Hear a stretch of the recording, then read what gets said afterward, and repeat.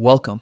In this video, you'll learn how to unrestrict someone on Messenger with the latest steps for the updated version of the app.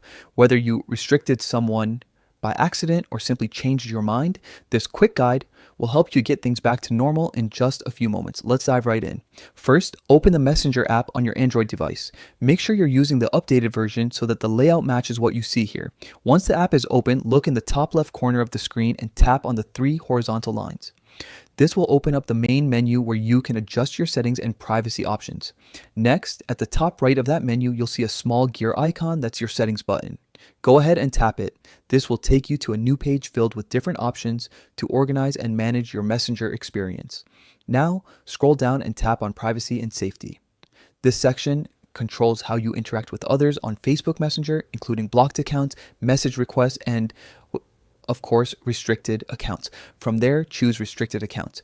You'll now see a list of people you've previously restricted.